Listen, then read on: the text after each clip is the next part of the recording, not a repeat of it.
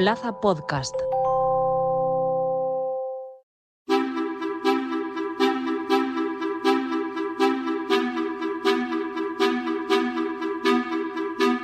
El miedo a volar, conocido como aerofobia, afecta a millones de personas en todo el mundo, impidiéndoles disfrutar de una experiencia que para muchos es una rutina. Esta fobia puede manifestarse de diversas formas, desde ansiedad leve hasta ataques de pánico, y puede ser desencadenada por diversos factores como el temor a la altitud, la claustrofobia o la preocupación por la seguridad. Vamos a explicar qué es exactamente el miedo a volar y cuáles son los síntomas más comunes, además de cuáles son las mejores terapias o los mejores métodos para superar ese miedo a subirse a un avión. Hoy en Plaza al Día, aerofobia, cuando volar se convierte en trauma.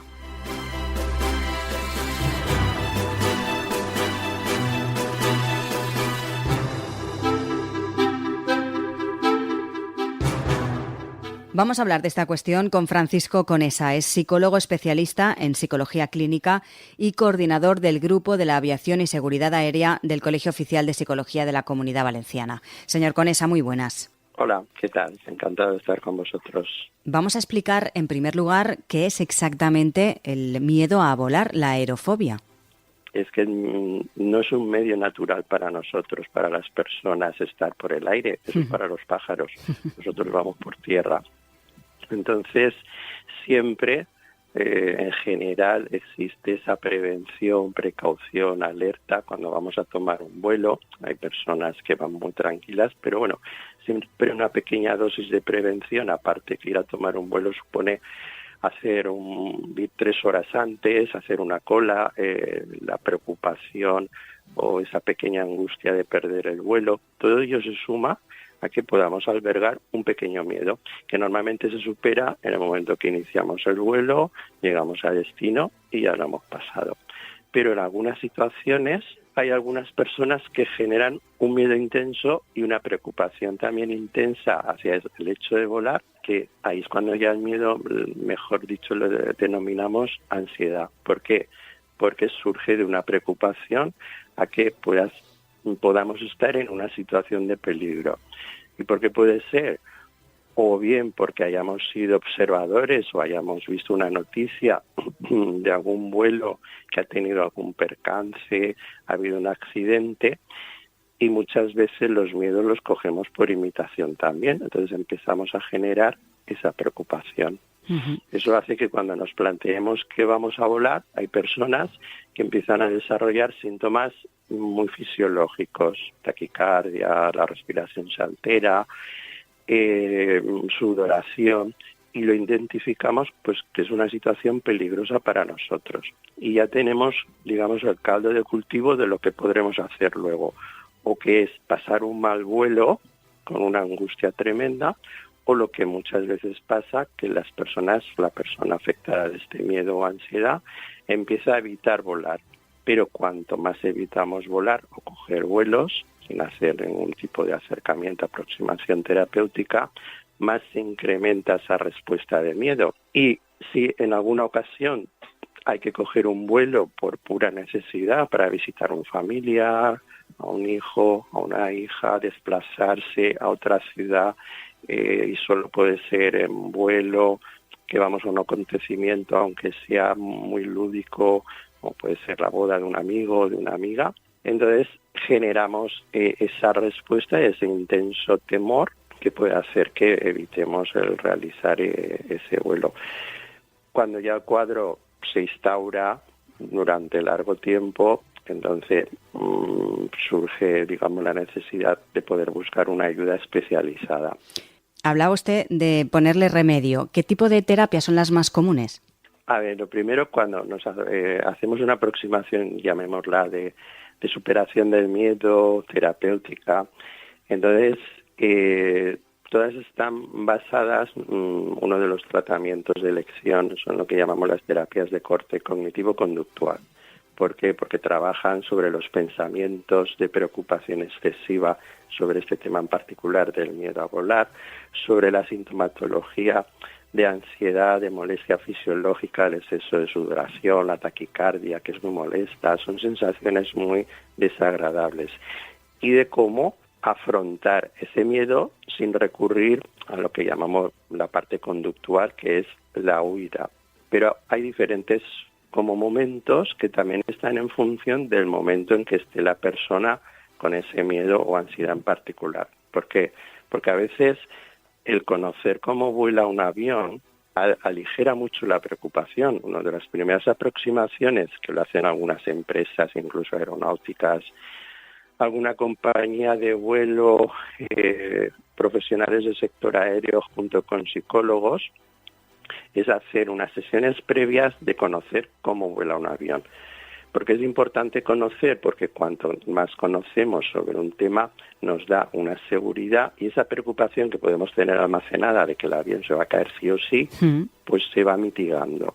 Entonces, ese primer paso, que muchas veces se hace porque la persona, lógicamente, si no eres especialista en vuelo, piloto, mecánico, cualquier profesional del sector aéreo, no lo sabes, hace que la propia persona piense, bueno, el avión es que no se cae, los aviones están fabricados para volar, los pilotos vuelan los aviones.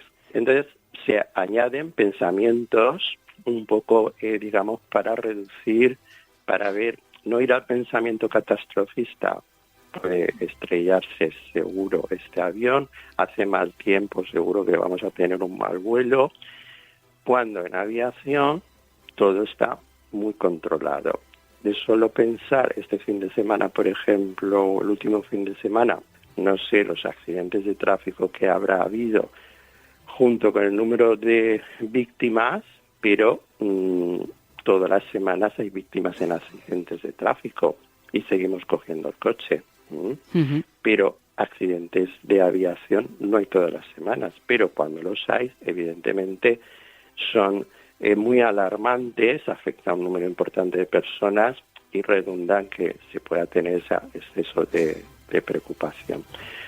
Cuando una persona ya ha dejado prácticamente de insistir en querer coger el avión y ya le afecta mucho su vida cotidiana por cuestiones de trabajo, de tener que hacer viajes a menudo, de tal forma que la vida del día a día está significativamente afectada, es cuando ya los tratamientos, digamos, se amplían para toda esa esfera que llamamos no solo un conocimiento de cómo vuela el avión, sino la parte reducir la sintomatología física, que es cuando notamos exceso de palpitaciones, sudoración, taquicardia, tememos que va a pasar y automáticamente pensamos que va a pasar lo peor.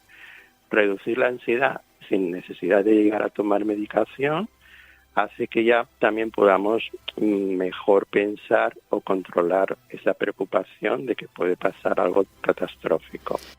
¿En qué porcentaje son efectivas esas terapias? Pueden rondar, no es el 100% de efectividad porque hay muchas variables de personalidad. Son tratamientos que requieren de una exposición, requiere una organización, no se puede hacer vuelos todos los días, pero con un tratamiento 6, 8, 10 meses se puede mitigar la ansiedad y un 70% de casos pueden al menos tomar un avión con una dosis de ansiedad, digamos, que se puede gestionar por la propia persona y acabar en un vuelo que sea mínimamente confortable. Ya digo que no se busca el ir en un estado absoluto de tranquilidad. Eso es muy complicado incluso para una persona que no tuviera nada de ansiedad.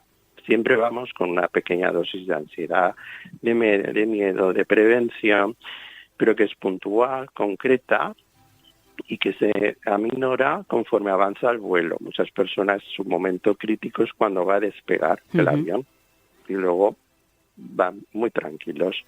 En otras personas el momento crítico es cuando va a aterrizar, el resto va muy tranquilo.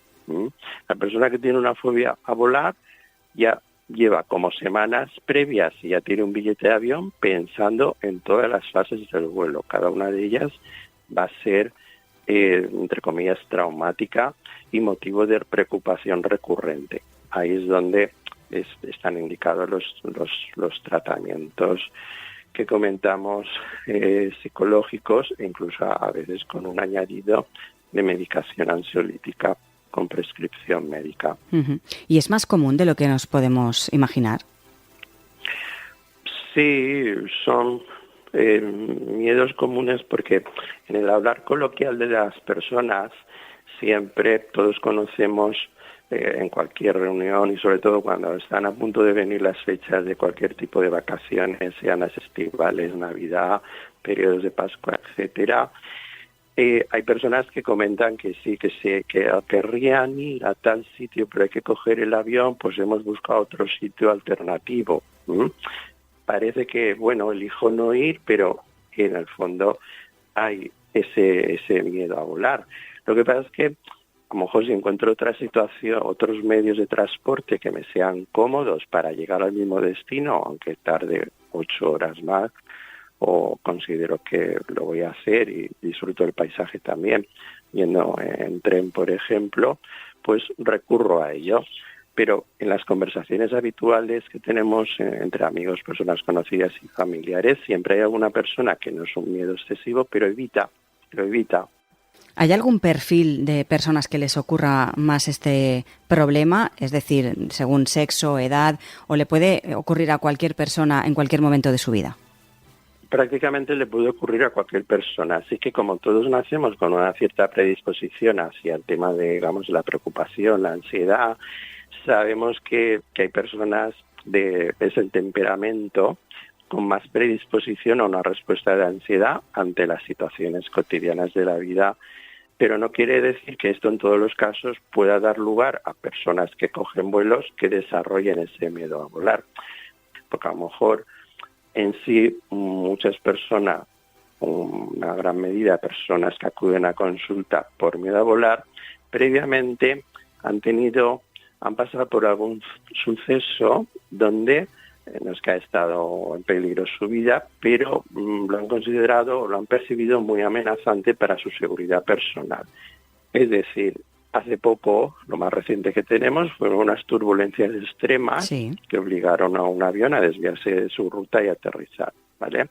Claro, es una condición extrema meteorológica. Las turbulencias están estudiadas y hay procedimientos que conocen todos los pilotos al pie de la letra para cómo afrontar una turbulencia, y todos hemos pasado por alguna, sabemos los botes, pero esta tan extrema puede haber dado lugar a que personas, o bien que vivieron ese momento, o bien que lo han visto referido en los medios de comunicación, cojan un miedo por no enfrentarse, por el temor a enfrentarse a que el tiempo meteorológico se vuelva adverso y se genere ese tipo de turbulencia. A veces las vivencias o que hemos tenido nosotros o que hemos visto en otras personas también lo que influye en adquirir este miedo. Uh-huh. Por último, para aquellas personas que precisamente tengan ese miedo a volar, ¿qué consejos daría básicos para intentar superar ese trance?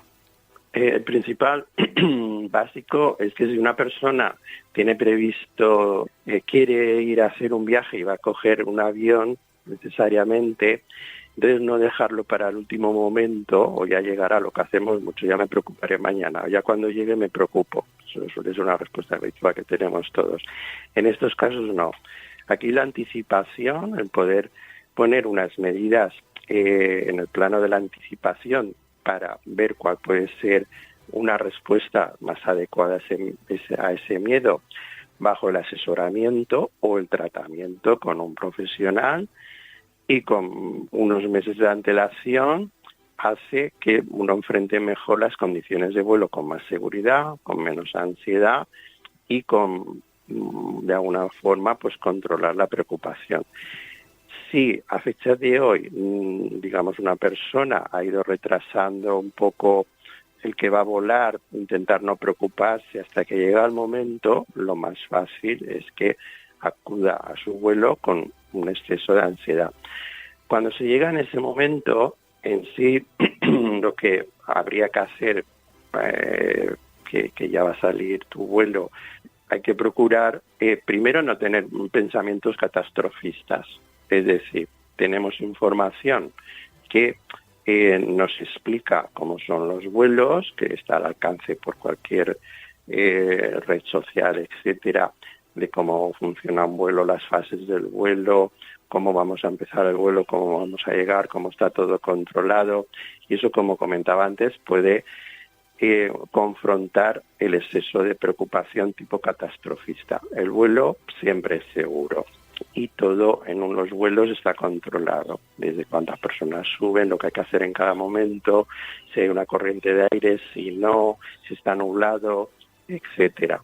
La meteorología es lo que mejor controlan los pilotos, aparte de volar el tiempo que va a hacer en punto de partida y en punto de destino, para asegurar, valga la redundancia, la seguridad de vuelo. Y esa información, entonces, mirarla, verla, para que vaya en contraposición a la que nos nace de forma catastrofista, que seguro que va a ser fatal. Puedo realizar, hay técnicas muchas por en las redes, métodos de relajación, que sí que, pero se requiere siempre unos días previos, unas semanas, para intentar controlar, pues, digamos, mi tasa cardíaca, cómo controlar la respiración. La respiración es muy importante. Podemos respirar como todos hacemos normalmente, y podemos, que en muchos manuales está, se puede practicar, cómo hacer una respiración para que sea más pausada, o más tranquila, y de tal forma que se regula también en parte la frecuencia cardíaca. Si notamos que nuestros síntomas fisiológicos, como que el corazón no se acelera, pues eso, no van a más, eso redunda en que también la preocupación se mantenga contenida. Y serían las dos fórmulas: tener conocimiento de cómo funciona el avión, cómo sí que está todo controlado por parte del personal de vuelo, y técnicas de relajación, y pensar en destino, es decir, no en cómo voy a estar dentro del avión, sino que mi destino va a ser un destino agradable, donde vamos a disfrutar de unos días de descanso, y esa es la motivación, digamos, que va a hacer que yo afronte ese vuelo. Pues Francisco Conesa, psicólogo especialista en psicología clínica y, como hemos dicho al principio, coordinador del Grupo de la Aviación y Seguridad Aérea del Colegio Oficial de Psicología de la Comunidad Valenciana. Muchísimas gracias. Gracias a vosotros. Un placer.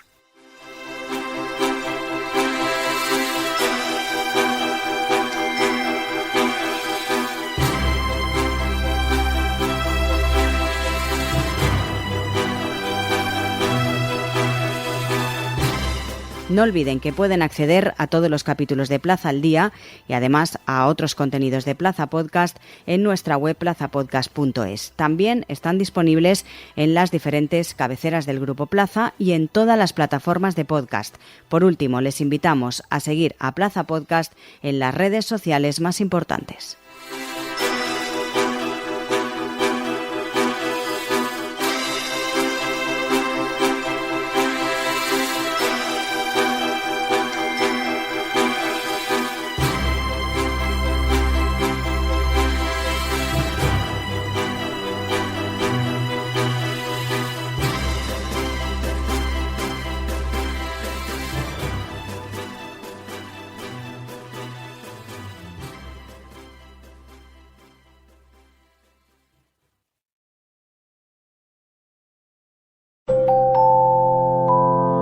Plaza Podcast.